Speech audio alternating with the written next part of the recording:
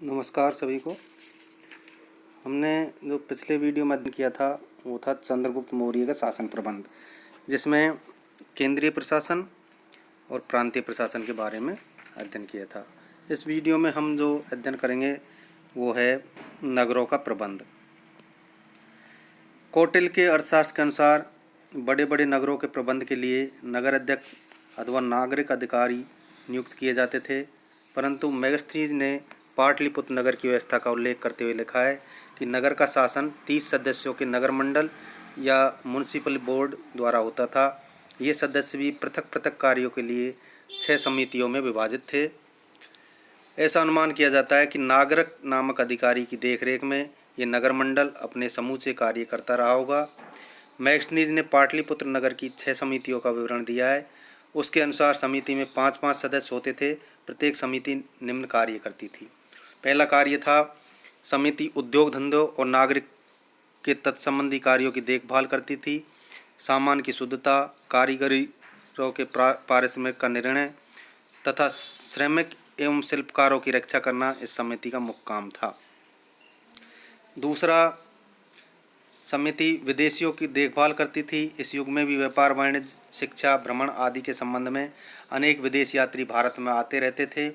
ये समिति उनकी गतिविधियाँ और कार्यों, निवास, भोजन, औषधि तथा अन्य आवश्यकताओं पर ध्यान देती थी। भारत में किसी विदेशी की मृत्यु हो जाने पर उसके देश तथा धर्म की परंपरा अनुसार उसका अंतिम संस्कार करवाना तथा उसकी संपत्ति को उसके उचित उत्तराधिकारियों तक पहुंचाना इस समिति का दायित्व था। तीसरी थी समिति नगर की जनगणना काम करती थी। नगर में जन्म मरण के आंकड़े रखना इसका काम था। चौथी समिति वाणिज्य व्यवसाय संबंधी कार्य देखती थी। ये समिति बिकने वाले सामान, नाप और तोल के परिमाण, बटखरों की सही प्रयोग एवं नियंत्रण रखती थी। ऐसा अनुमान है कि इस युग में भी व्यापारियों एवं दुकानदारों के लिए राज्य द्वारा मुद्रांकित बटखरों और मापों का प्रयोग करना आवश्यक था। एक से अधिक वस्तुओं का व्यापार करने वाले व्यापारी को अधिक कर चुकाना पड़ता था। पांचवा समिति का कार्य नई और पुरानी वस्तुओं की मिलावट को रोकना था। कोई भी दुकानदार एक ही समय में नई और पुरानी वस्तुओं को एक ही साथ नहीं बेच सकता था। छठी जो अंतिम समिति का काम बिकी हुई वस्तुओं पर उनके मूल्य के अनुसार बिक्री कर वसूल करना था। जो भी व्यक्ति बिक्री कर की चोरी करने का प्रयास करता था उसे सख्त सजा दी जाती थी। फिर है न्याय व्यवस्था। न्याय व्यवस्था की दृष्टि से ग्राम सबसे छोटी अदालतें थी। ये सभा गांवों के लोगों के विवादों एवं झगड़ों का फैसला करती थी। इनके ऊपर संग्रहण, द्रोणमुख और जनपद में बड़े न्यायालय होते थे। साम्राज्य का सर्वोच्च न्यायालय राजा स्वयं होता था। वह किसी न्यायालय के निर्णय के विरुद्ध अपील की सुनवाई करता था और किसी भी न्यायालय के निर्णय को रद्द कर सकता था। मौर्यकालीन न्यायालयों को 2 श्रेणियों में विभाजित किया जा सकता है। पहला है धर्म स्थायी अथवा दीवानी, जो नागरिकों के पारस्परिक अभियोगों की सुनवाई करते थे और निर्णय देते थे। इसमें प्राय दीवानी मामलों की सुनवाई होती थी। दूसरे न्यायालय होते थे कंटक शोधन अथवा फौजदारी न्यायालय। इसमें व्यक्ति और राज्य के बीच के अभियोगों की सुनवाई होती थी। सामान्यतः इसमें फौजदारी तथा राजद्रोह आदि के मामलों को सुना जाता था। नगरों के न्यायाधीशों के लिए व्यवहारिक महामात्र शब्द का प्रयोग किया गया है। वह नगरवासियों के अभियोगों की सुनवाई करता था। जनपद के न्यायाधीशों को राज्युक नाम से पुकारा जाता था। मौर्य साम्राज्य में न्याय व्यवस्था धर्म, व्यवहार, चरित्र और राज्य शासन पर आधारित थी। कोई भी न्यायाधीश अपनी मनमानी नहीं कर सकता था, क्योंकि जहां अपराधियों के लिए कठोर दंड विधान की व्यवस्था की थी, वहां भ्रष्ट तथा गलत निर्णय देने वाले न्यायाधीशों तथा अधिकारियों के लिए भी कठोर दंड की व्यवस्था थी। फिर है गुप्तचर व्यवस्था। कौटिल्य के अर्थशास्त्र में गुप्तचर व्यवस्था विभाग का विवरण मिलता है। अपने अपने क्षेत्र की प्रत्येक बात की सूचना राजा तक पहुँचाना इसका मुख्य काम होता था। यूनानी लेखक एरियन ने इन्हें ओवरसियर और स्ट्रेबो ने इंस्पेक्टर के नाम से इन्हें संबोधित किया है। इस विभाग में स्त्रियां भी काम करती थी। गुप्तचर 2 प्रकार के होते थे। पहला था संस्था, जो स्थायी रूप से एक स्थान पर रहकर काम करते थे, और दूसरे थे संचारा, जो एक स्थान से दूसरे स्थान को भ्रमण करते थे। गुप्तचर लोग शत्रु राज्यों में जाकर गुप्त बातों का पता लगाने का काम भी करते थे। वो प्राय सांकेतिक लिपि का प्रयोग करते थे। गुप्तचर लोग भिन्न भिन्न वेश धारण कर समाज में रहते हुए अपना काम करते थे। इनका उच्च शिक्षित और सदाचारी होना आवश्यक था। फिर है राज्य की आय के साधन। राज्य की अधिकांश आय भूमि कर से प्राप्त होती थी। भूमि को दो श्रेणियों में बांटा था।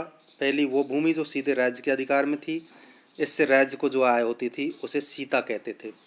दूसरी भूमि वह जो किसानों के अधीन थी, इससे मिलने वाली आय को भाग कहा जाता था। ये भाग किसानों की कुल उपज का 1/5 या 1/4 होता था। राज्य की ओर से सिंचाई का भी समुचित प्रबंध था। भूमि से उत्पन्न होने वाली अन्य वस्तुओं पर भी कर लगाए जाते थे, जिनमें दो मुख्य थे।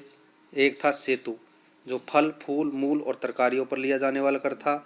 दूसरा था वन कर, जो वन की उपजों से लिए जाने वाला कर था। भूमि कर के बाद राज्य की आय का मुख्य साधन आयात कर और निर्यात कर।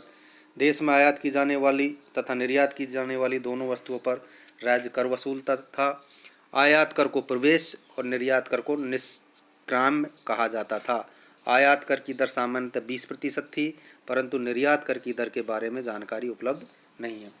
बिक्री कर भी राज्य की आय का मुख्य स्रोत होता था। जो वस्तुएं गिनकर बेची जाती थी उन पर 9.83% और जो तोल कर बेची जाती थी उस पर 5% और जो नाप कर बेची जाती थी उन पर 6.25% कर लिया जाता था।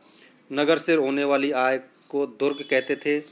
अन्य आय के अनेक स्रोतों से प्राप्त होती थी, जैसे कि शराब बनाने वालों से, नमक बनाने वालों से, शिल्पकारों से, कसाईयों से, घी तेल के व्यापारियों से, जुआरियों से और अधिक आमदनी वालों से। छोटे बड़े अपराधों के लिए जो जुर्माना किया जाता था वो राज्य की आय का ही स्रोत माना जाता था। आजकल की भांति राज्य अपना कुछ व्यवसाय व्यापार भी करता था, इससे भी काफ़ी आय होती थी।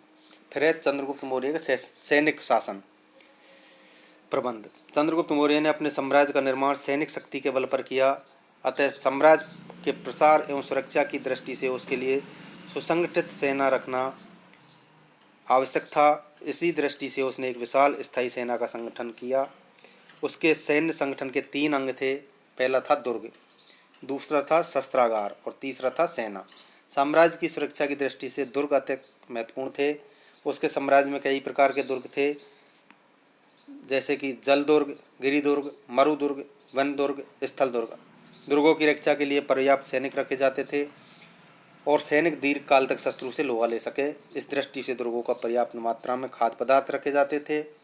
सैनिकों के लिए अस्त्र शस्त्रों का निर्माण किया जाता था और शस्त्रार्थों को बड़े बड़े शस्त्रागारों में रखा जाता था। ये सारा काम आयुधागार अध्यक्ष की देखरेख में होता था। चंद्रगुप्त मौर्य की सेना विशाल थी। उसकी कुल संख्या 6,90,000 थी, जिसमें 6 लाख पैदल सैनिक, 30,000 अश्वरोही या घुड़सवार, 24,000 रथी या रथ सेना और 8,000 रथ, 9,000 हाथी और 3,600 गजरोही थे। इस विशाल सेना की व्यवस्था के 30 सदस्यों का एक सैनिक मंडल बनाया गया था। यह 6 विभागों में बटा हुआ था। प्रत्येक विभाग में 5 सदस्य होते थे। प्रथम विभाग जल सेना का संचालन करता था। दूसरा विभाग का काम संपूर्ण सेना के लिए सैन्य सामग्री और रसद का इंतजाम करना था। तृतीय विभाग पदाति की सेना की व्यवस्था करता था। चतुर्थ विभाग अश्वरोहियों की और पंचम विभाग रथ सेना की और षष्ठ विभाग हस्ती सेना की देखरेख करते थे। चंद्रगुप्त मौर्य अपने सैनिकों को नियमित रूप से वेतन बांटता था। सैनिकों को राज्य की ओर से अस्त्र शस्त्र दिए जाते थे। घोड़ों को बांधने के लिए अश्वशालाएं एवं हाथियों के लिए पील खाने बने हुए थे। युद्ध में घायल सैनिकों की चिकित्सा का उत्तम प्रबंध था। इस प्रकार चंद्रगुप्त मौर्य का सैन्य प्रबंध सुसंगठित था। फिर है जनहित के कार्य। चंद्रगुप्त मौर्य सार्वभौम सत्ताधारी सम्राट होते हुए भी स्वेच्छाचारी एवं निरंकुश शासक नहीं था। उसकी संपूर्ण शासन व्यवस्था का मूलाधार जन कल्याण की भावना थी।